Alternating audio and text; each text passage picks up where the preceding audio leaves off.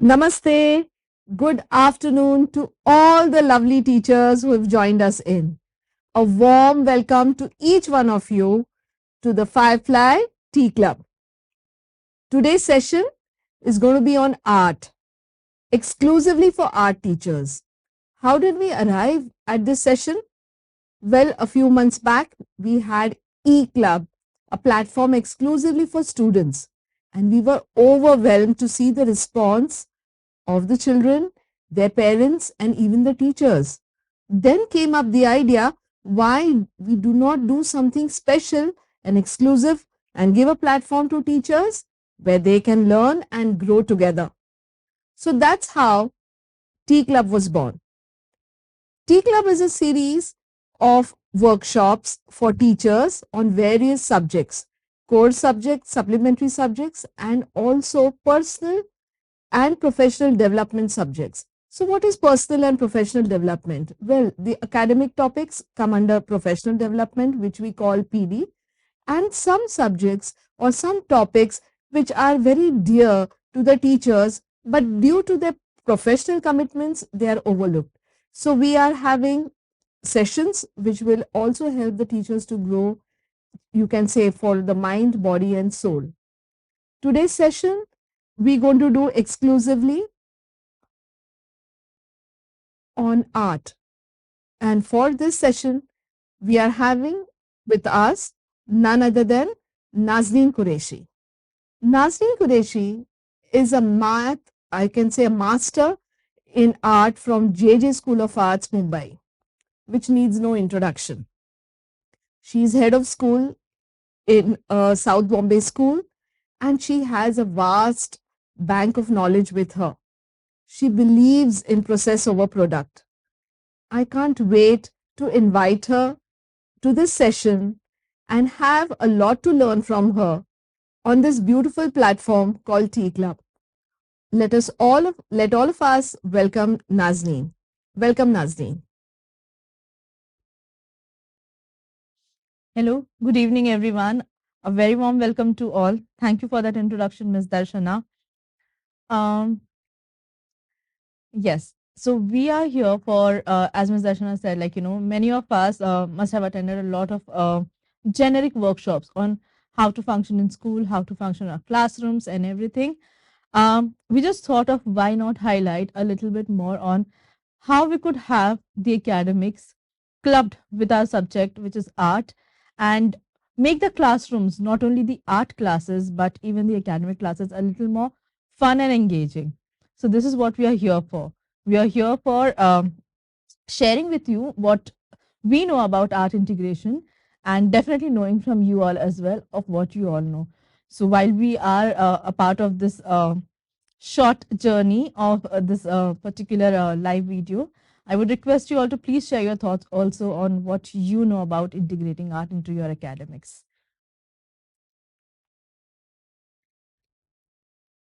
A simple basic question of what does art mean?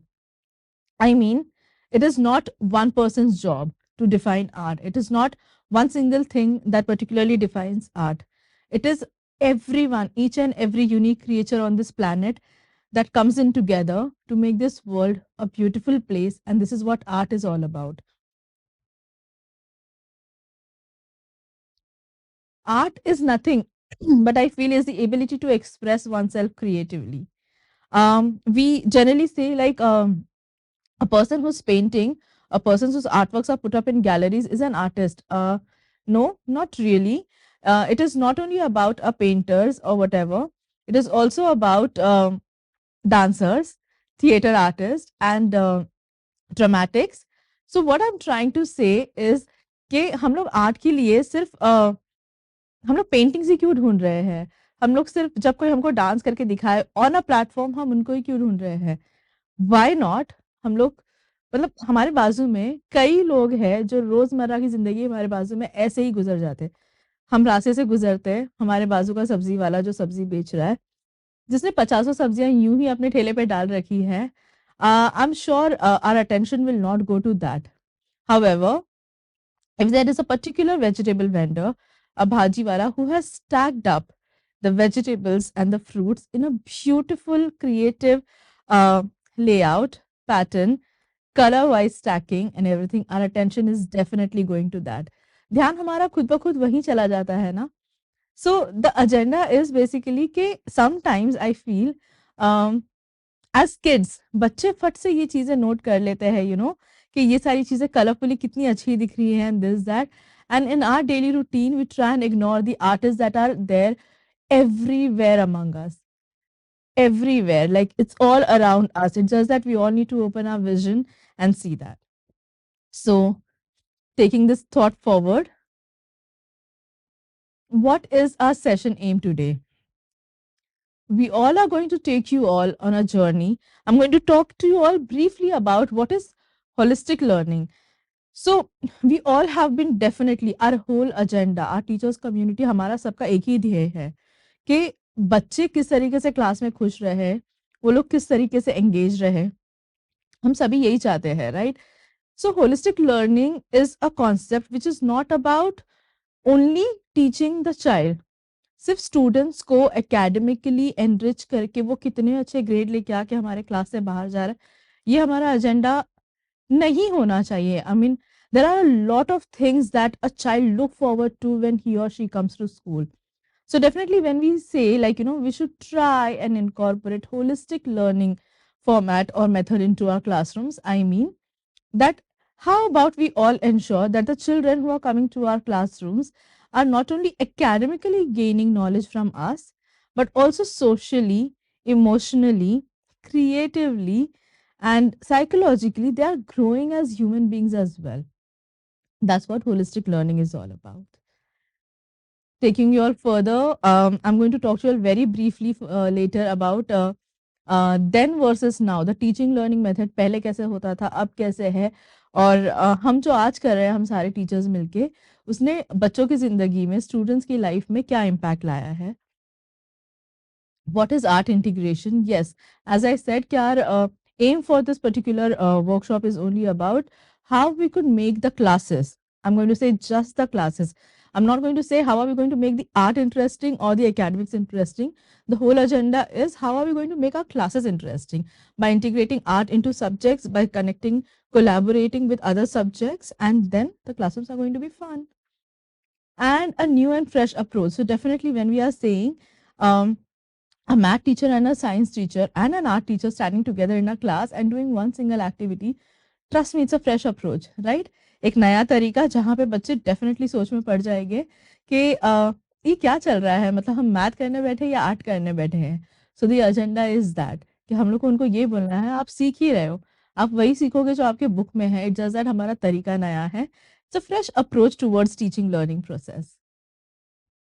And yes, what is our objective? Definitely the objective behind integrating our subject, art और बाकी subjects को मिलाना, art को दूसरे subjects की तरफ लेके जाना, दूसरे सब्जेक्ट्स को आर्ट की तरफ कोलैबोरेट करना, से एजेंडा क्या है हमारा कि बच्चे हमारे होलिस्टिकली डेवलप हो रहे हैं, ना ही academically they are enriching from us, but they are also trying and gaining a lot of knowledge apart from the academic grades only.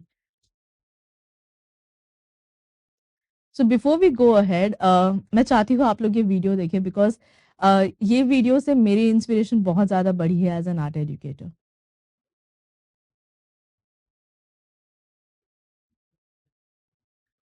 Art class was over, but Vashti sat glued to her chair. Her paper was empty. Vashti's teacher leaned over the blank paper. Ah, a polar bear in a snowstorm, she said. Very funny, said Vashti. I just can't draw. Her teacher smiled. Just make a mark and see where it takes you. Vashti grabbed a marker and gave the paper a good strong jab. There. Her teacher picked up the paper and studied it carefully. Hmm. She pushed the paper toward Vashti and quietly said, Now sign it.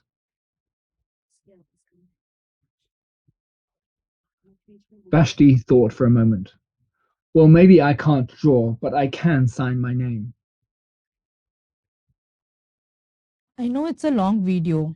The next week, थोड़ा लंबा when चलेगा. Vashti walked into art But the class, agenda she was surprised behind to showing see all what this was video hanging is above her कि teacher's कैसे desk. एक बच्ची एक art room में बैठी रहती है. ऐसे It was कई the सारे little हो गए dot हमारे she क्लासरूम had में भी जो drawn, हमको मिलते हैं. her dot, जिनको all framed एक in मेंटालिटी उनकी swirly सेट हो gold. गई होती है कि नहीं आता आर्ट, नहीं कर सकते आर्ट, नहीं ड्रॉ कर सकते, नहीं पेंट कर सकते हैं.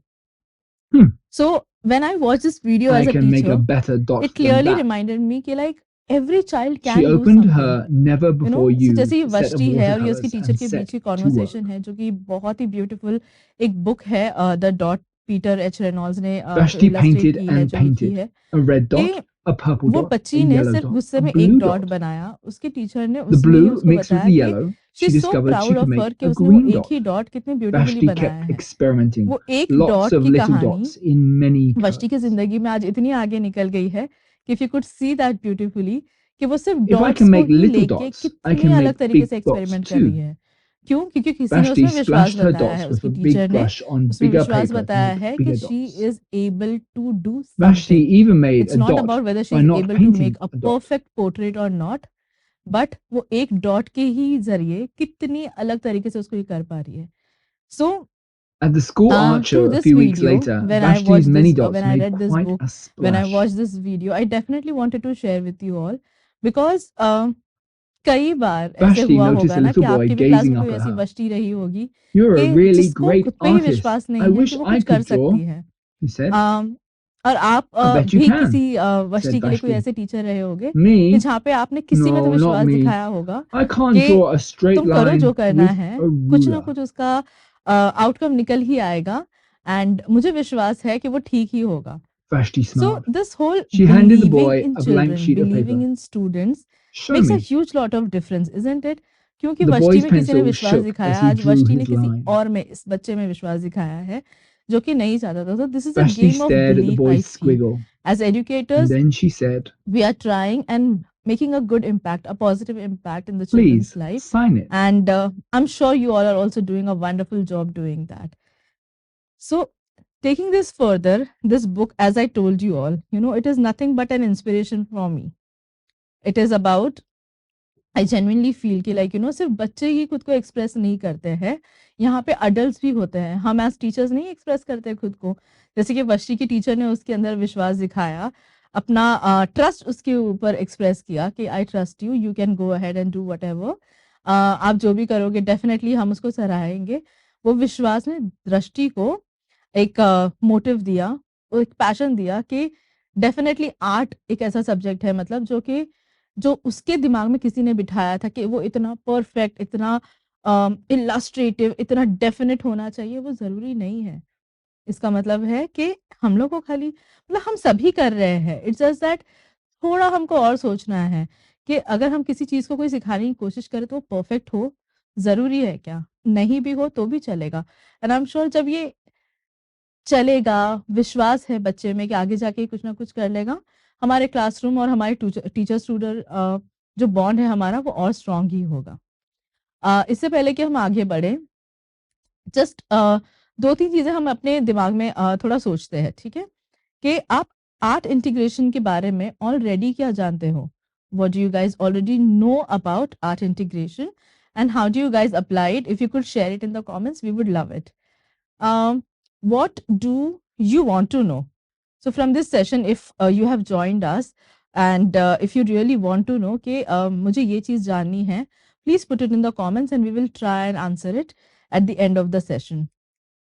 और अगर मेरी बातों से या मैंने जो भी आपको आगे दिखाना है उससे आप अगर कुछ सीख सको तो definitely please make a note of that as well कि आप क्या जानते थे, आप क्या जानना चाहते हो और आपने कुछ तो एक छोटी-सी चीज़ ही सही भले ही अगर इस वर्कशॉप से कुछ अगर नया गेन किया हो तो.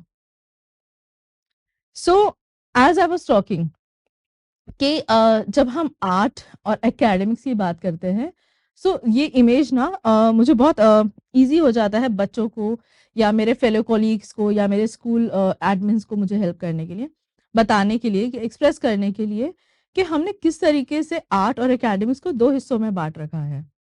हम generally scientifically also it is proven that left brain is generally responsible for all the analysis, logical reasons, जो practical reasons हम देते हैं life में. Whereas the right side is more responsible for all the creative part, the imaginary part, um, the emotional part and all that. But I genuinely feel क्यों दिमाग को इस 2 हिस्सों में ही बाँधे रखना है, मतलब कि यहाँ से सिर्फ़ एकेडमिक्स ही सोचना है, यही करना है, या हम इस तरीके का या इस तरफ का ही इस्तेमाल करेंगे और हम क्रिएटिवली सोचेंगे। मैं सोचती हूँ कि we can do this beautifully, we can bring all these colors together, the left part and the right part, and make a beautiful, expressive, colorful world and a brain that thinks both the things together. जो logic भी लगा रहा है और साथ में create भी कर रहा है, इमेजिन भी कर रहा है, बट उसके अंदर एक प्रैक्टिकल रीज़न भी है। कर सकते हैं, I am sure. So as I said, this is what happens when there is meaningful integration.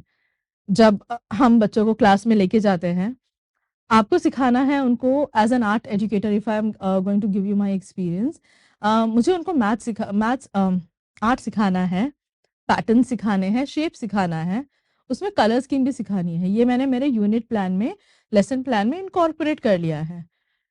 फिर मैं सोचती हूँ कि इसमें मुझे करना क्या है? इसमें मुझे शेप्स दिख रहे हैं, पैटर्न्स दिख रहे हैं, लाइन्स कंस्ट्रक्ट करने हैं, ये है, वो है। मैं अपना काम कम नहीं कर रही हूँ, but I am trying to bring in some collaboration into my session. So I'm going to try and connect with the math teacher in my school and I'm going to tell them, sir or ma'am, कि XYZ unit में कर रही हूँ and already आप लोग, I'm sure maths में ये सारे constructions and shapes and forms, you guys discuss all this. So I'm going to bring in the math teacher here. The moment I bring in the math teacher, the students feel there's math and art both happening. Are we learning this or that? No, we are learning both together. We're learning both together. It's just that the math book is going to look a little colorful and happy because it is not only academics that they are learning on how to draw shapes and forms and the repetition of patterns, जिसको हम tessellation art भी बोलते हैं, जहाँ पे एक ही singular form को हम रिपीट करते हैं। सो वो तो मेरा आर्ट हुआ ना कि रेपिटेशन ऑफ फॉर्म से मैंने मंडाला बना लिया, मैंने टाइल्स के डिज़ाइन बनवा लिए, हम रिपीट कर करके पैटर्न को, साड़ी के पैटर्न बना लेते हैं। तो इसमें कहीं न कहीं पे कंस्ट्रक्शन, कहीं न कहीं पे कैलकुलेशन, मेजरमेंट, पर्सपेक्टिव, ये सब आ ही रहा है ना। सो मतलब हम भी उनको मैथ करवा ही रहे हैं। So why not, I am not saying कि हमेशा एक मैथ टीचर का ही होना ज़रूरी है, बट हमारा बच्चों को ये बताना ज़्यादा ज़रूरी है कि हम सिर्फ आर्ट नहीं कर रहे हैं। There are other academic logical reasonings also attached to this particular unit.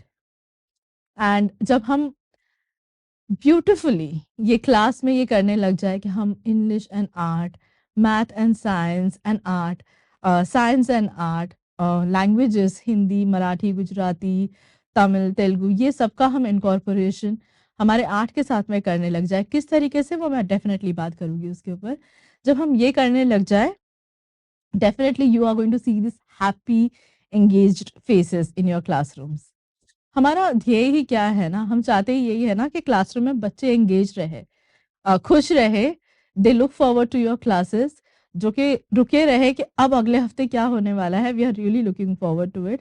बस यही तो हमारा ध्येय है ना कि बच्चे इसी आशा से, इसी खुशी से, एक्साइटमेंट से हमारे क्लासेस में आते रहे। तो हम वही बस करने की कोशिश कर रहे हैं। जैसे कि सारा मर्सर एक बहुत ही सीनियर एजुकेटर है, उन्होंने कहा है कि students need to believe that they can make a difference to their learning.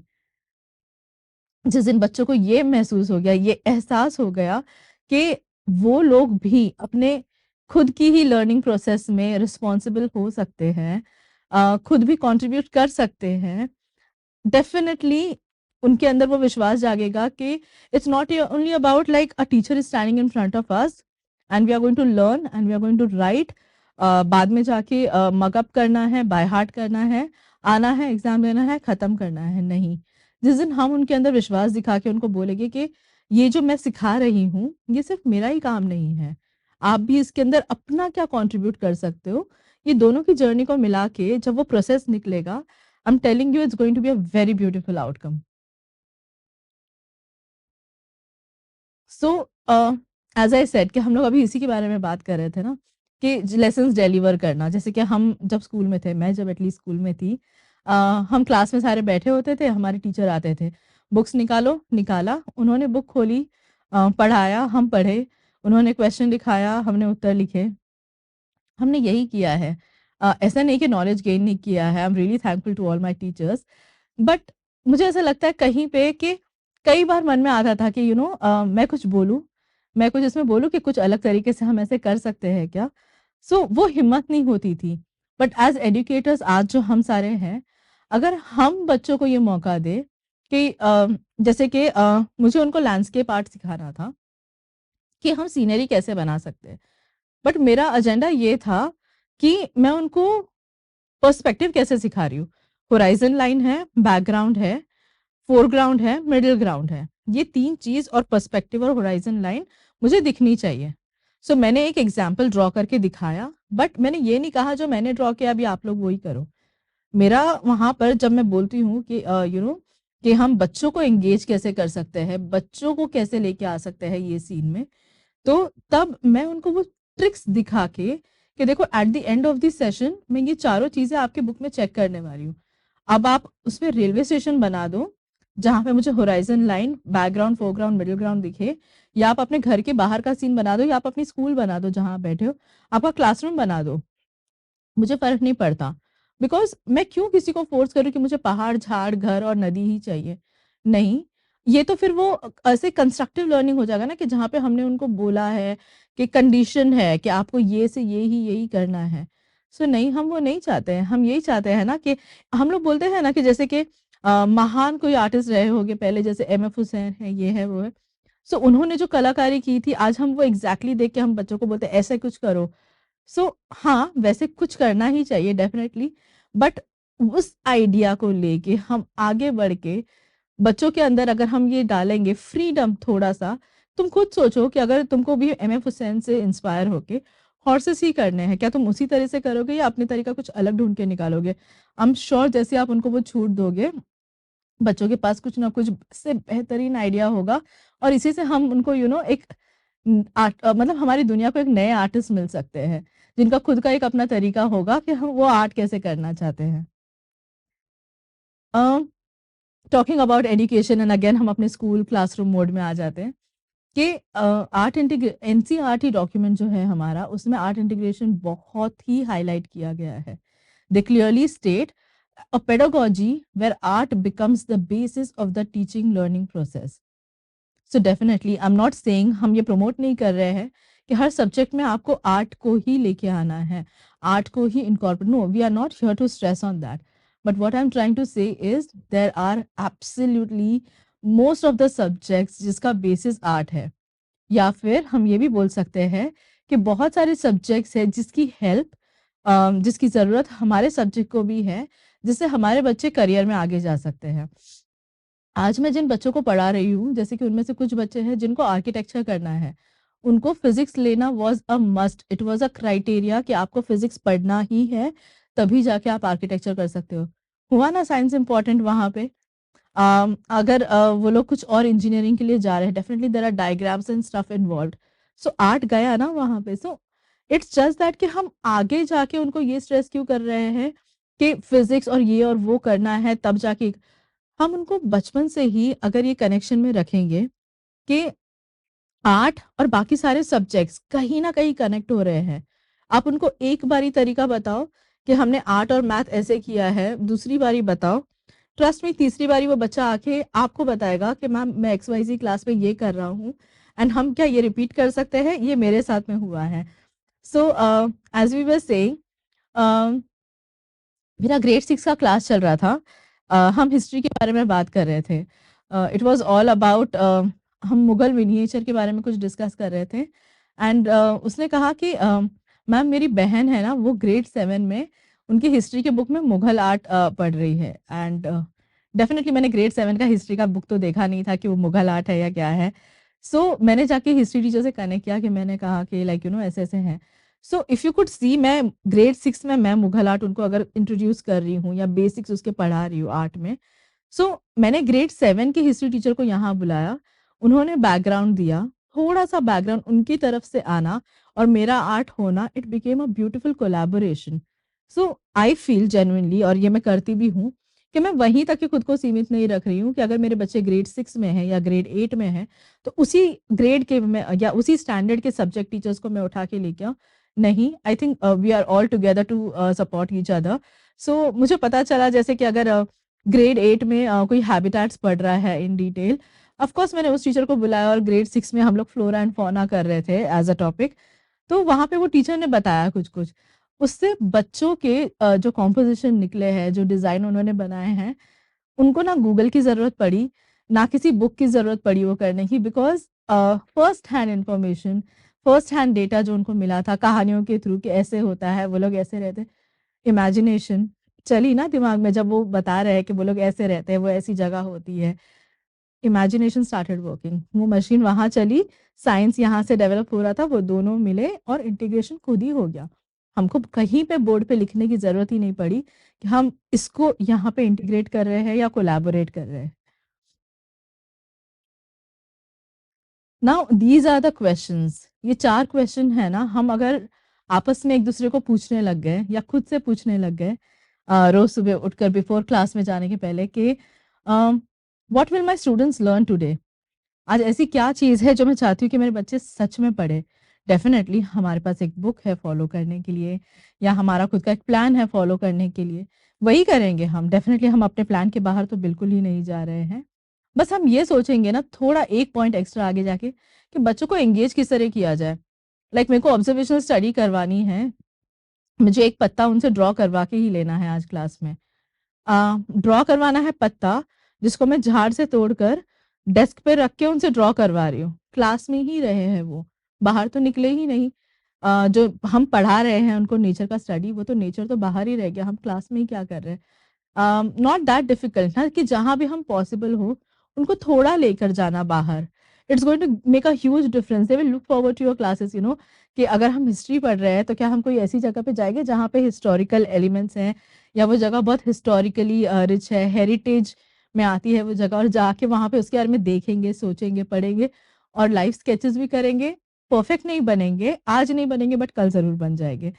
Um, how can you be an agent of transformation is the second question. Moving from teacher led to student centric.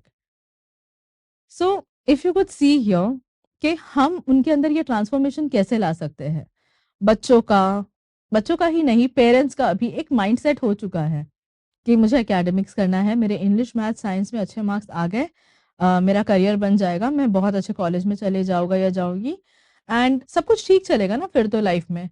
अ, उन 50 की भीड़ में कोई 2 होते हैं जिनको ऐसा लगता है कि लाइफ में कुछ अलग करना है।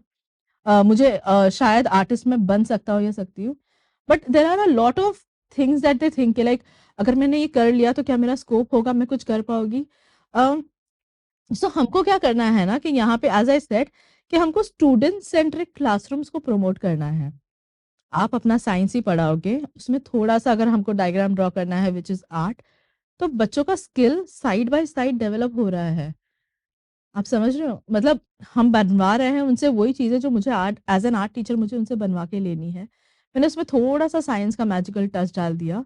मेरे बच्चे वही कर रहे हैं जो मैं उनसे इवेंचुअली निकलवाना चाहती थी। इट इज़ जस्ट दैट कि उन्होंने खुद वो रिस्पॉन्सिबिलिटी ली है कि वो खुद सोचेंगे, खुद ढूँढ कर रिसर्च करके लेके आएँगे, एंड जिस दिन वो लोग ने खुद पे ले लिया ना कि हम खुद से करना चाहते हैं ये चीज़ें, उस दिन आपको ज़्यादा मेहनत नहीं करनी पड़ेगी। Because as a teacher as I से ना कि आर्ट एक ऐसा सब्जेक्ट है कि उनका एक मेंटालिटी बन चुकी है कि सिर्फ आर्ट मुझे करना ही नहीं है, बिकॉज़ आगे जाके मुझे लाइफ में ये यूज़ ही नहीं होने वाला है। मेजॉरिटी का एक मेंटालिटी ऐसी बन जाती है। पेरेंट्स भी बोलते हैं ना, मैम हम ये आर्ट में नहीं कर रहा है या कर रही है तो ठीक है ना, मतलब it is okay because we are not seeing a career in that. We know हमारा बच्चा आगे जाके ऐसे-ऐसे करने वाला है। So that should be not something that we should be encouraging, but अगर आप ये छोटी-छोटी चीज़ें यहाँ-वहाँ से जोड़ के English, math, science, art, geography, ये सबको हम गोल करके अगर उनके बचपन से ही दिमाग में ये सब छोटी-छोटी एंगेजिंग एक्टिविटीज़ हम करते रहें, तो उनके अंदर कभी ये डिविज़न जो ब्रेन वाला मैंने बताया था कि लेफ्ट वाला ही मैं काम करवाऊँगा, राइट वाले को नहीं, ये कभी नहीं होगा। And as I said the third question is how will they learn? Okay, कैसे सीखेंगे वो लोग ये सारी चीज़ें? कुछ नहीं है। The more you make it enjoyable, the more you make it engaging. First hand learning is something that I strongly believe in and promote that also. कि जिस दिन अगर हम उनको ज्योग्राफी सब्जेक्ट है ना, जहाँ पे वो लोग लैंडस्केप पढ़ रहे हैं, डिफरेंट तरीके की मिट्टियाँ पढ़ रहे हैं, ये कर रहे हैं, वो कर रहे हैं, अच्छा है ना, परफेक्ट है, पढ़े। वो लोग एक फील्ड ट्रिप पे जाएंगे, ज्योग्राफी के बारे में, नेचर के बारे में पढ़ने, ये वो। हाउ अबाउट वो लोग वहीं से सामान जोड़कर कुछ लेके आए, अपने सैम्पलर जो उनको मिल रहे हैं, और हम उनको वो आर्ट में यूज करें। तो हमने उनके पत्तों को ले लिया, हमने कुछ उससे ऑर्गेनिक आर्ट बनवा लिया, वो मिट्टी वो लेकर आए हैं, पानी में घोल लो, हम उससे सॉइल पेंटिंग करवा लेंगे। There are tons of ways. खाली हमको इतना करना होगा कि हमारे बच्चों को ये बोलना होगा कि हम सिर्फ आर्ट मतलब हमको जो हमारे टॉपिक्स टिपिकली लिखे हुए वो हमको टिक ऑफ नहीं करने हैं। आप लोगों को खुला ध्यान रखना है, हमको बच्चों को बोलना है कि आप लोगों को अपना विजन ओपन रखना है कि आप आपके सब्जेक्ट्स में, एकेडमिक्स में ऐसे क्या कर रहे हो जो आपको लगता है कि कहीं पे थोड़ा सा क्रिएटिव टच लेके आ रहा है आपकी लाइफ में, या हम उसमें क्रिएटिव टच डाल सकते हैं। Give them responsibilities. जिस दिन हम वो रिस्पॉन्सिबिलिटी उनको देने लगेंगे, हमारा चौथा सवाल खुद ही सॉल्व हो जाएगा कि हमारे क्लासरूम्स में कभी बोर्डम और लथार्जी कभी सेट इन नहीं होगी। एज आई सेड, क्लासरूम देख रहे हो, मतलब टीचर है बट परेशान नहीं है, खुश है क्योंकि सारे ही बच्चे एंगेज्ड हैं। हाँ, क्लासरूम का एजेंडा होगा मे बी शायद नेचर ऑब्जर्वेशन या कुछ और। सारे ही बच्चे अपने अलग तरीके से कर रहे हैं, बट सारे बच्चे अलग ही है ना, करेंगे अपने ही तरीके से। बस हमको उन पे थोड़ा विश्वास दिखाना है, थोड़ी सी उनको फ्रीडम देनी है, ये सोचने के लिए खुले मन से कि अगर मुझे फ्लावर ही स्टडी करना है, मेरे आर्ट क्लास में मुझे सबमिट ही करना है एक फ्लावर एज अ टॉपिक, मैं उसको ड्रॉ करूँ। कोई बच्चा बोलेगा मैं पेपर से बनवा दूँ ओरिगामी करके, कोई बच्चा बाहर से ही कुछ पत्ते तोड़ के लेके आएगा, उसको जोड़कर वो फूल बना देगा, या कोई कुछ और ही नया तरीका ढूंढ के लेके आएगा। आपको क्या चाहिए at the end as a art educator, कि एक बच्चा वो फूल बनाना सीख जाए। तो topic is flora and fauna, उसमें फ्लावर का एक टॉपिक है, वो हुआ ना, बच्चों ने फ्लावर्स ही बनाए, किस तरीके से बनाए हमको बस वो उनके ऊपर छोड़ना है। एज आई सेड, इसमें क्लियरली लिखा है when the teaching learning journey is designed keeping the students as center point, they start owning their task and become more responsible. कि जिस दिन बच्चे खुद रिस्पॉन्सिबिलिटी लेने लग जाए कि अगर ये टॉपिक है डिजाइन एंड पैटर्न का, या लैंडस्केप ड्राइंग का, कोई भी हम टॉपिक उठा लें, हम कितने ही तरीके के आर्ट यूनिट्स करते हैं, आप कोई भी एक टॉपिक उठा लो, जिस दिन उस बच्चे को लग जाएगा ना कि ये सिर्फ मेरी टीचर मुझे जो बताएगी वो मुझे नहीं करना है, मुझे खुद को ढूंढना है, मुझे खुद को सोचना है, हमारे आसपास में देखना है कि कहाँ मुझे आर्ट दिख रहा है, और वो मुझे अपने हिसाब से एक्सप्रेस करना है। आर्ट तो वही हुआ ना कि हमको एक्सप्रेस कैसे करना है, बच्चों को वही सिखाना है ना। तो जिस दिन ये बच्चे हमारे समझ गए और ये वो करने लग गए, हमारे पास सारे ही क्लासरूम्स में कोई ना कोई एक आर्टिस्ट ज़रूर निकल आएगा। सो हम कर क्या रहे हैं? ये सारी जर्नी के थ्रू इफ यू सी, हम उनके अंदर क्यूरियोसिटी डेवलप कर रहे हैं। क्या आप सोचो ना, आपने बच्चों को बोल दिया कि थीम है हमारा नेचर, ठीक है? जैसे हम बच्चों से अभी फिलहाल मेरे स्कूल में हम कैनवस पेंटिंग्स करवा रहे हैं। हमने उनको थीम दिया है नेचर। हमने उनसे कहा क्या करोगे नेचर में? सो दे वर लाइक फ्लावर्स ड्रॉ कर लेंगे एंड एनिमल्स ड्रॉ कर लेंगे। कहाँ से करोगे? बोलते मैम आप गूगल से बता दो एंड प्रिंट कर लेंगे and we will do it. I don't believe in googling and printing, because Google में भी एक फूल की फोटो होगी ना, और फूल क्या हमारे आसपास नहीं मिलते? तो बच्चों को हमने टास्क दिया, जाओ जाकर अपने आसपास में से कहीं से नेचर में से कुछ भी जो आपको लगे कि ये नेचर है, भले घर की कोई सब्जी क्यों ना हो, आपके बाहर बैठा हुआ कौवा क्यों ना हो, या कुछ भी क्यों ना हो, आप उसकी खुद एक फोटो निकालो और वो लेकर आओ। बिकॉज इससे क्या हुआ कि अगर मेरे क्लास में 50 बच्चे हैं, मेरे पास 50 अलग चीजें आई है। जब मेरे कैनवस पेंटिंग्स बनकर रेडी हो जाएंगे, मेरे पास 50 अलग तरीके के आर्ट के आउटकम्स होंगे जो कि नेचर ही डिपिक्ट कर रहे हैं। मेरा एजेंडा मीट हो गया, मुझे एक्रिलिक पेंट उनको सिखाना था, ऑफ कोर्स मैंने उनको पेपर्स पे टेक्निक सिखाई है, बट कॉम्पोजिशन सेम रही। सबके पीले फूल है? बिल्कुल नहीं। सबके बहुत ही अलग अलग तरीके के, बहुत ही सुंदर एंड ओरिजिनल आउटकम्स निकल के आए हैं। सो इसी तरीके से ना बच्चों को लगता है कि जैसे मैंने अभी वो एग्जांपल दिया, करना नेचर है, ढूंढना आपको है, और खुद ही ओरिजिनल आइडिया ढूंढ के निकालना है। So this is the process. If you see how we can make a child grow, clearly it's written out here, how, like where the student is right now, if they get to know that curiosity developed कि where am I supposed to go and how do I get there, मैं हूँ कहाँ, मुझे पहुँचना कहाँ है और मैं कैसे पहुँचूंगा। जिस दिन ये सवालों के जवाब वो खुद से सोच के ढूंढ के उसके आंसर ढूंढने लग जाए, आपके क्लासरूम्स में हमेशा से ओरिजिनलिटी एंड बोर्डम कभी नहीं होने वाला है। एंड मैं आप लोगों को कुछ एग्जांपल्स बताना चाहती हूँ यहाँ पे जो मैं अपने क्लासरूम्स में डेफिनेटली यूज़ करती हूँ। बिकॉज़ आप लोग सोचोगे ना कि हम इतना बात कर रहे हैं इंटीग्रेशन के बारे में, करें कैसे, रिसोर्सेज़ कहाँ से लाएँ? हर बार बच्चे इतने इमीडिएटली हम ये इंट्रोड्यूस करते ही कि आप ढूँढो, आप सोचो, इतनी एंथुसियाज़्म नहीं होती है। So there are some resources which I generally use it in my classroom which I am sharing with you all. So जैसे ये फिश आर्ट है, okay, this was a sample put next to it and there is a book जिसमें एक blank fish की drawing already है। Okay, मेरा agenda था उसमें मुझे उनको फिंगर प्रिंटिंग सिखाना है। सो फिंगर पेंट मैंने वो करवा लिया, if you could see it in the fish body.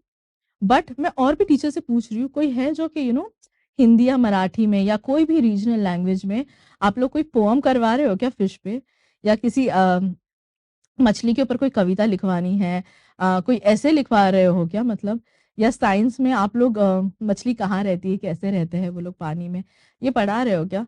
तो अगर कोई तो होगा, कोई तो एक सब्जेक्ट टीचर होगा जो बोलेगा हाँ मैं ऐसे कुछ कर रहा हूँ। और अगर वो सब्जेक्ट टीचर ने आके आपको फर्स्ट हैंड इन्फॉर्मेशन क्लास में बच्चों को दे दी कि ये ऐसा होता है, या फिर ये कविता हम बोलते बोलते गाते गाते हम ये फिंगर पेंटिंग करेंगे, क्लासरूम का एनवायरनमेंट समझ रहे हो क्या होगा? कि चुप बैठकर खाली उँगलियाँ पेंट में डुबा के पेंट करना तो डेफिनिटली नहीं होगा। And there is going to be fun and laughter happening in the classroom.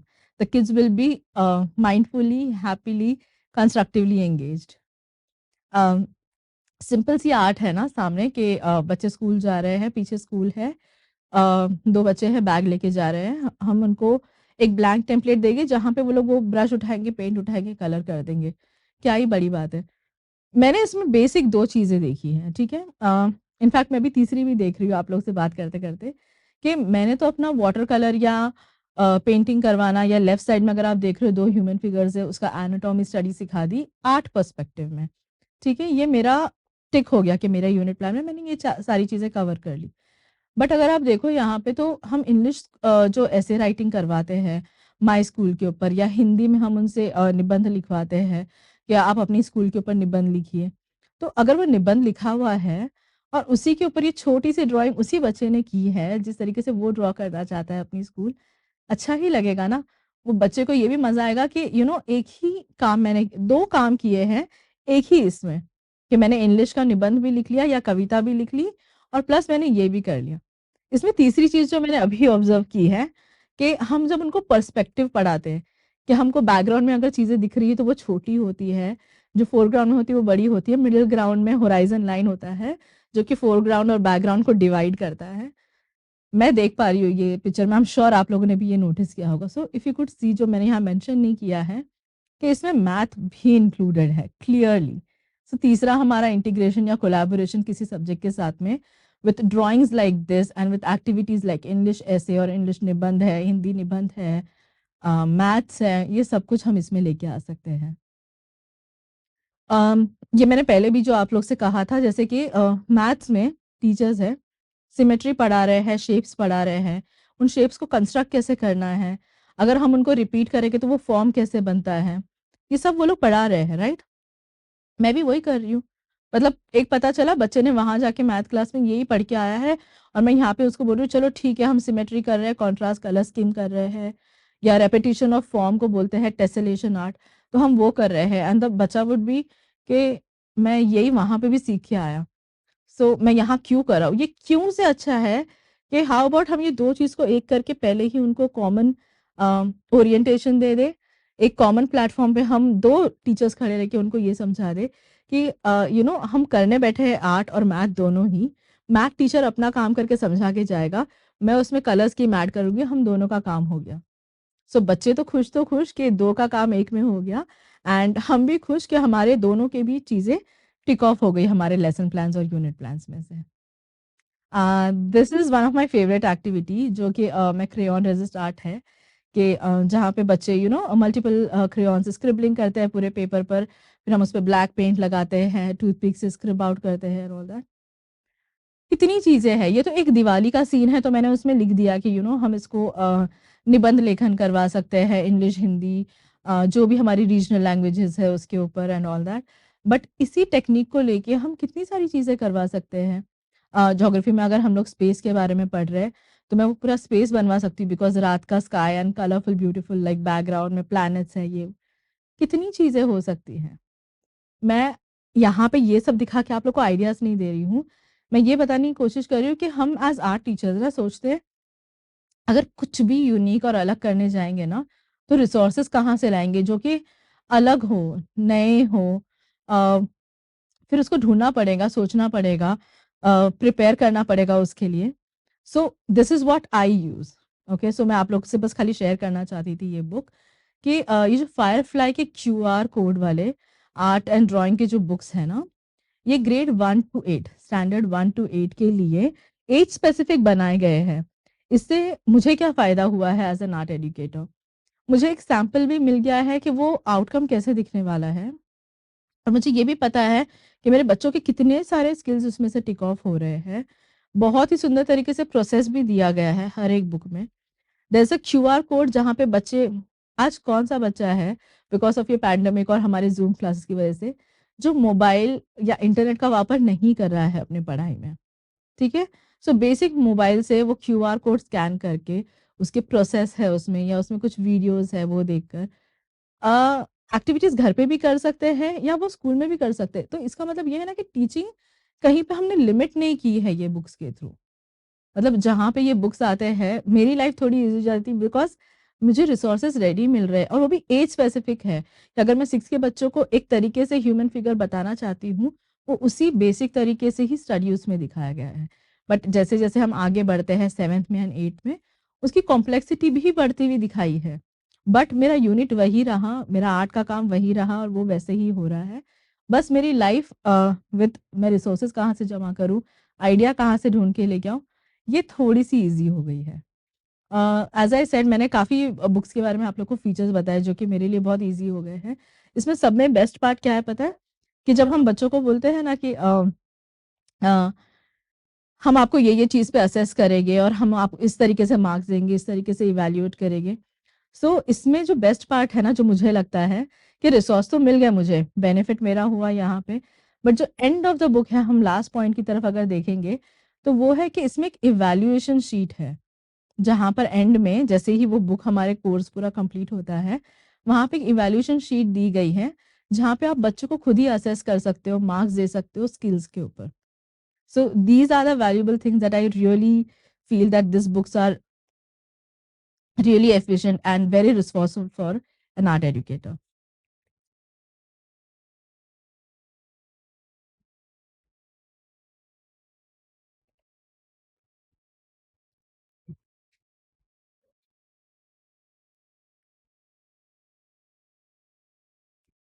Nazneen, I'm shocked, overwhelmed. I don't know how to express myself. And एक आर्ट टीचर जो हम हमेशा उनको लगता है कि सीमित रखते हैं कि आर्ट टीचर का क्लासरूम में क्या करेंगे, एक ड्राइंग देंगे और बच्चों को बोलेंगे colour with in the lines, या हमारे स्कूल का कॉन्सर्ट है तो आर्ट डायरेक्शन टीचर्स करते हैं। लेकिन एक आर्ट टीचर का रोल इतना important, right from the lower classes to higher grades, even as you rightly said कि if the child is going for engineering, the child is going for sciences, these basic things when developed at a very young age, hand in hand. And above all, you spoke about collaboration of all the teachers. Isn't it a 21st century skill? Absolutely. So when we talk about 21st century skills, we are talking about collaboration, we are talking about critical thinking, and we talk about creativity. What else can be more creative? I love the example that you said that even a bhaji wala, puts his vegetables, and what attracts you? Yes, I thought, yes, the way he has stacked it, the color combinations that are placed, that's the thing that attracts us, isn't it? Absolutely. Tell me that when we talk about, many teachers are also asking us that, when we talk about integration, I'm very happy to say that there are many teachers who are already practicing this in the class. What you spoke today is that not to limit learning in the classroom and take it outside the classroom. and give these, hands-on experiences to the Sure. children. Can you elaborate a little bit more on that? या sure.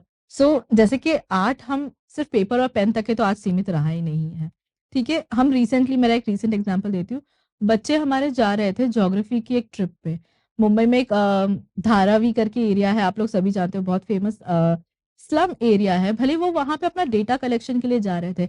हमने क्या किया, उनसे कहा कि आप लोग वहाँ पे अपना सेल फोन लेकर आओगे और फोटोज क्लिक करोगे। उन्होंने फोटोज क्लिक की and they were like, miss हम इसका क्या करेंगे, हम तो गए थे ज्योग्राफी डेटा लेने के लिए। ऐसे लाइक अच्छी बात है ना, तो आप लोग ने पेपर पेन लेके जाने की जगह पे फर्स्ट हैंड डेटा आप अपनी पिक्चर्स क्लिक करके लेके आए हो। ठीक है, हमने उनसे फोटो स्टोरी बॉक्सेस बनाए जिसमें हमने क्यूब कंस्ट्रक्ट करवाया और उसमें वो 6 साइड हो गए हमारे क्यूब के। हमने वो 6 पिक्चर्स उनसे स्टिक करवाए और उनसे एक स्टोरी लिखवाई कि what is the story of this cube करके। इससे मैंने फोटोग्राफी टेक्निक उनको सिखाई कि हम कैसे विजन कैप्चर कर सकते हैं। ये वो छोटा सा एक सेशन करवाया था उनके जाने से पहले। मैंने उनको कंस्ट्रक्शन सिखाया कि क्यूब कैसे बन सकता है। लैंग्वेज टीचर्स आ गए, थैंकफुली इंग्लिश टीचर्स आकर उन्होंने उसे समझा दिया कि उस पर हम स्टोरी कैसे बिल्डअप कर सकते हैं। वो 6 सीन्स के ऊपर खाली 3 चीजें करवा ली मैंने। So as an art teacher मेरा काम हो गया, ज्योग्राफी टीचर का डेटा कलेक्शन हो गया with picture representation, and English teacher आकर उन्होंने उनकी स्टोरी राइटिंग भी करवा ली। I'll add one more, math. So, Because the you talk construction. about cubes, so you're talking about the Absolutely. properties also of the shapes. So what a brilliant example this was. I have no words to thank Nazneen, but yes, I would like to, end this session with a promise from you that you're going to come and guide us in future for many more sessions. Absolutely. Looking forward for many more associations with you. Thank you so much to, research and take us through this presentation itself, because that also is an audio visual that helps, isn't it? Absolutely. So it's not just the speaking skill, but it's also how attractive a presentation is. Don't we ask our children, when we talk to children, we talk about project based learning, we talk about presentations. So I think art is something that cannot be missed in anything. Let us not restrict ourselves to the four walls of classroom and four corners of the book, but take learning to next level in true sense. Thank you so much, Darshana Dapke and Nazneen Qureshi. Thank you signing so off much for for today. hearing this. Thank you so Thank much. you. Thank you.